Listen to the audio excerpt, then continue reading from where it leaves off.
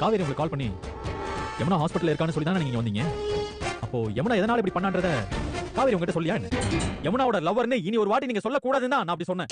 After all காவேரியை contract marriage பண்ணிக்கிட்ட உங்களுக்கே அவ்வளவு மச்சனிச்சி பொறுப்பு இருக்குன்னா அப்ப எனக்கு யமுனா மேல அக்கறையும் பொறுப்பு இருக்கிறதுல தப்பு இல்லையே. மிஞ்சி போனா 2 மாசம். சரி, ஓகே.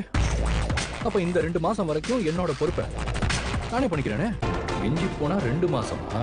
2 யுகமே ஆனாலும் அந்த கான்ட்ராக்ட். யமுனா ஹாஸ்பிட்டல் இருக்கிறத வந்து காவேரி வந்து விஜய்கிட்ட இன்ஃபார்ம் பண்ணிடுறாங்க. விஜயும் வந்து ஹாஸ்பிட்டலுக்கு வந்துடுறாரு. அங்கே நிவின் இருக்கிறதையும் பார்த்துட்டு ஷாக் ஆகிறாரு. இருந்தாலும் காட்டிக்காமல் காவேரி இருக்கிறதுனால மெயின்டைன் பண்ணிகிட்டு இருக்காரு. போலீஸ்காரங்க வந்து என்கொயரி பண்ணும்போது காவேரியை தன்னோட ஒய்ஃப் அப்படின்னும் யமுனாவை தன்னோட மச்சினிச்சி அப்படின்னு சொல்லிட்டு நிவினை டென்ஷன் ஆகிற மாதிரியே பேசிகிட்டு இருக்காரு. நிவினும் அமைதியாக இருக்காரு. திருப்பி அங்கேருந்து வந்து விஜய் வந்து சொல்கிறாரு, நீங்கள் கிளம்புங்க, இதுக்கு மேலே நான் பார்த்துக்கிறேன் அப்படின்னு சொல்லிட்டு விஜய் சொல்கிறாரு. அதுக்கு நிவின் சொல்கிறாரு, 2 மாதம் தானே, அதுக்கப்புறம் நான் பார்த்துக்கிறேன் அப்படிங்கிறாரு.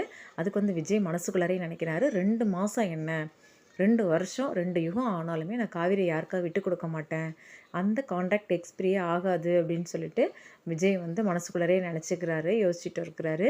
அதுக்கப்புறம் யமுனாட்டையும் வந்து பேச வராரு. யமுனாட்டை என்ன பேசுகிறாரு அப்படின்னா, எதுக்காக சூசைட் பண்ணிக்கிட்டு அப்படிங்கிறது மாதிரி விசாரிக்கிறாரு. அவங்க 2 பேரும் என்ன பேசிக்கிட்டாங்கங்கிறத நம்ம அடுத்து வரப்போகிற எபிசோடில் நம்ம பார்த்து தெரிஞ்சுக்கலாம்.